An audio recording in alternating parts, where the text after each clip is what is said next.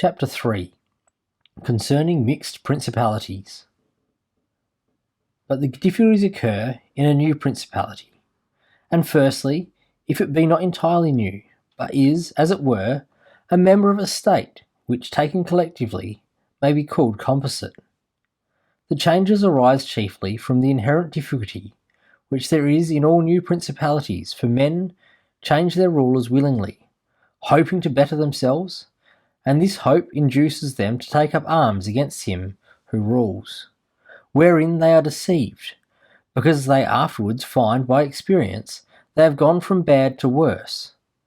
This follows also on another natural and common necessity, which always causes a new prince to burden those who have submitted to him with his soldiery, and with infinite other hardships which he must put upon his new acquisition. In this way, you have enemies in all those whom you have injured in seizing that principality, and you are not able to keep those friends who put you there, because of your not being able to satisfy them in the way they expected, and you cannot take strong measures against them, feeling bound to them. For although one may be very strong in armed forces, yet in entering a province, one has always the need of the goodwill of the natives. For these reasons, Louis XII, King of France, quickly occupied Milan, and has quickly lost it, and to turn him out the first time, it only needed Ludovico's own forces, because those who had opened the gates to him, finding themselves deceived with their hopes of future benefit, would not endure the ill treatment of the new prince. It is very true that, after acquiring rebellious provinces a second time, they are not so lightly lost afterwards, because the prince, with little reluctance, takes the opportunity of the rebellion to punish the delinquents, to clear out the suspects, and to strengthen himself in the weakest places. Thus, to cause France to lose Milan the first time, it was enough for the Duke Ludovico to raise insurrections on the borders. But to cause him to lose it a second time, it was necessary to bring the whole world against him, and that his armies should be defeated and driven out of Italy, which followed from the causes mentioned above. Nevertheless, Milan was taken from France, both the first and second time. The general reasons for the first have been discussed. It remains to name those of the second, and to see what resources he had, and what anyone in his situation would have had for maintaining himself more securely in the acquisition than did the King of France. Now I say that those dominions which, when acquired, are added to an ancient state by him who acquires them, are either of the same country and language, or they are not. When they are, it is easier to hold them, especially when they have not been accustomed to self-government. And to hold them securely, it is enough to have destroyed the family of the prince who was ruling them, because the two peoples, preserving in the other thing the old condition, and not being unlike in customs, will live quietly together, as one has seen in Brittany, Burgundy, Gascony, and Normandy, which have been bound to France for a long time. And although there may be some differences in language, nevertheless the customs are alike, and the people will easily be able to get on amongst themselves. He who annexed them, if he wishes to hold them, has only to bear in mind two considerations. The one, that the family of their former lord is extinguished. The other, that neither their laws nor their taxes are altered, so that in a very short time they will both become entirely one body with the old principality. But when states are acquired in a country differing in language, customs, or laws, there are difficulties, and good fortune and great energy are needed to hold them. And one of the greatest and most real helps would be that he who has acquired them should go and reside there. This would make his position more secure and durable, as it has been made that of the Turk in Greece, who, notwithstanding all the other measures taken by him for holding that state, if he had not been settled there, would not have been able to keep it. Because if one is to spot, disorders are seen as they spring up, and one can quickly remedy them. But if one is not at hand, they are heard of only when they are great, and then one can no longer remedy them. Besides this, the country is not pillaged by your officials. The subjects are satisfied by prompt recourse to the prince. Thus, wishing to be good, they have more cause to love him, and wishing to be otherwise to fear him. He who would attack that state from the outside must have the utmost caution as long as the prince resides there. It can only be wrested from him with the greatest difficulty. The other and better course is to send colonies to one or two places, which may be as key to that state, for it is necessary either to do this, or else to keep there a great number of cavalry and infantry. A prince does not spend much on colonies, for with little or no expense he can send them out and keep them there, and he offends a minority only of the citizens from whom he takes lands and houses to give them to the new inhabitants. And those whom he offends, remaining poor and scattered, are never able to injure him, whilst the rest, being uninjured, are easily kept quiet, and at the same time are anxious not to err for fear that it should happen to them, as it happened to those who have been despoiled. In conclusion, I say that these colonies are not costly. They are more faithful, they injure less, and the injured, as has been said, being poor and scattered cannot hurt. Upon this, one has to remark that men ought either to be well treated or crushed, because they can avenge themselves of lighter injuries, of more serious ones they cannot. Therefore, the injury that is to be done to a man ought to be of such a kind that one does not stand in fear of revenge. But in maintaining armed men there in place of colonies, one spends much more, having to consume on the garrison all the income from the state, so that the acquisition turns into a loss, and many more are exasperated because the whole state is injured. Through the shifting of the garrison up and down, all become acquainted with hardship, and all become hostile, and they are enemies who, whilst beaten on their own ground, are yet able to do hurt. For every reason, therefore, such guards are as useless as a colony is useful. Again, the prince who holds a country differing in the above respects ought to make himself the head and defender of his less powerful neighbours, and to weaken the more powerful amongst them, taking care that no foreigner as powerful as himself shall, by any accident, get a footing there, for it will always happen that such one will be introduced by those who are discontented, either through excess of ambition or through fear, as one has seen already.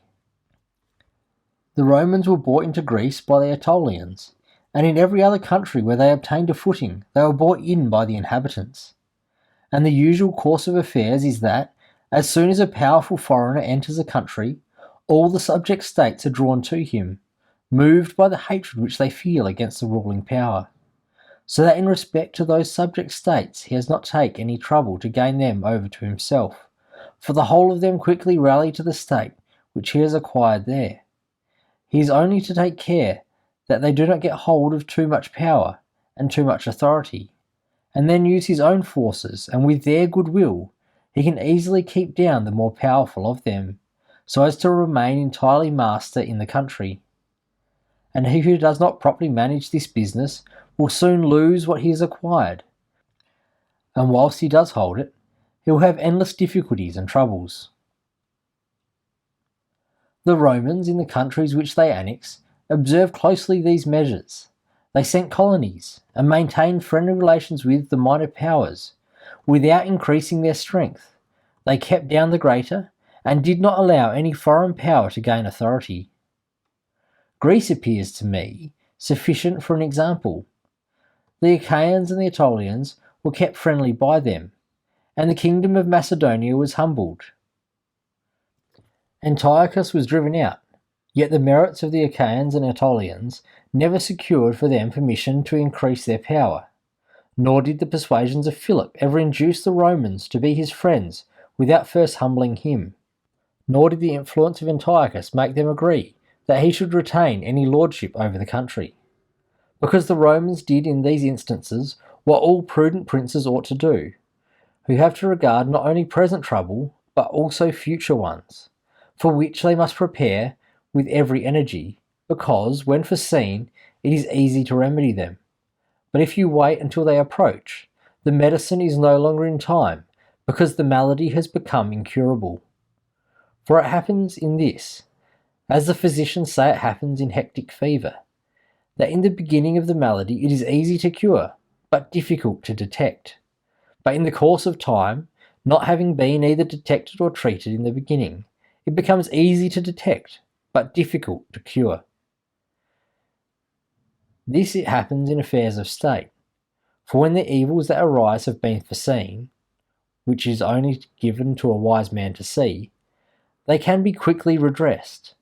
But when, though not having been foreseen, they have been permitted to grow in a way that every one can see them, there is no longer a remedy.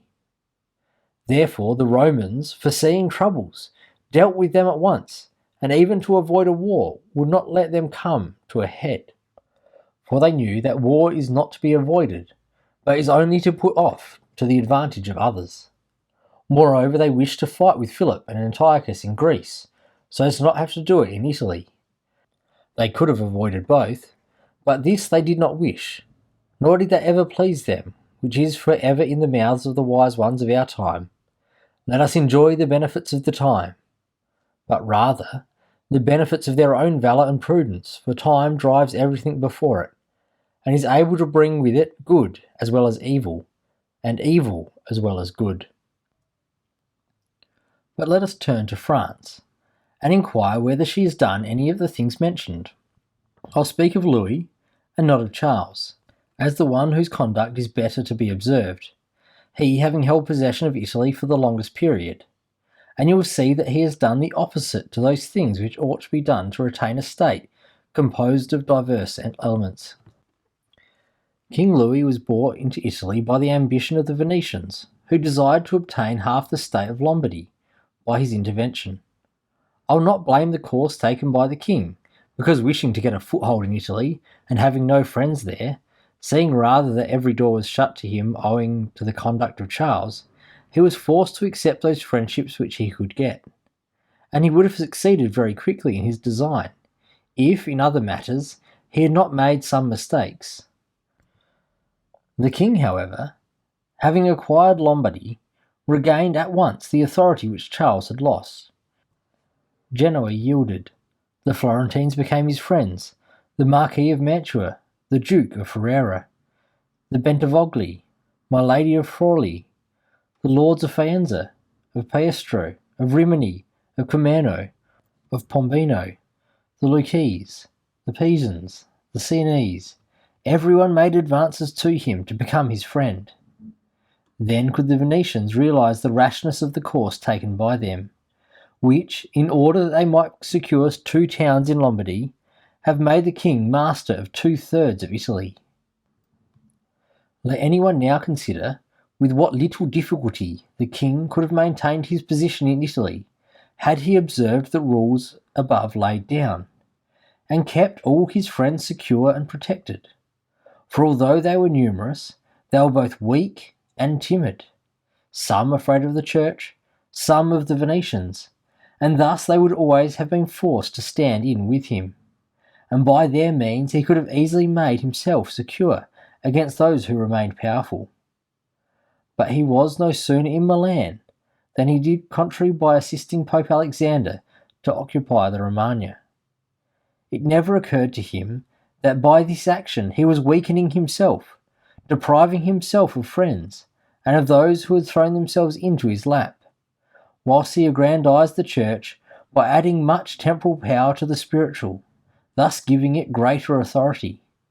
And having committed this prime error, he was obliged to follow it up, so much so that, to put an end to the ambition of Alexander, and to prevent his becoming the master of Tuscany, he was himself forced to come into Italy.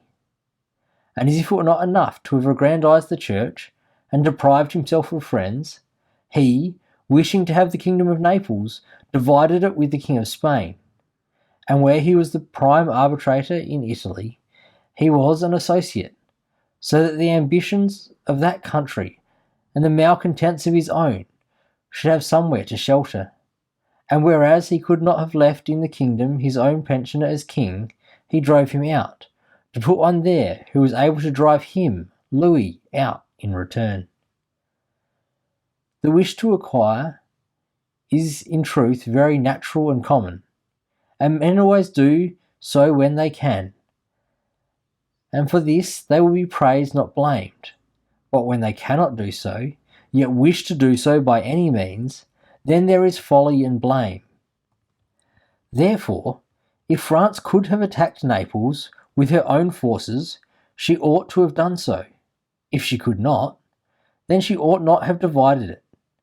And if the petition which she made with the Venetians in Lombardy was justified by the excuse that by it she got a foothold in Italy, this other petition merited blame, for it had not the excuse of that necessity.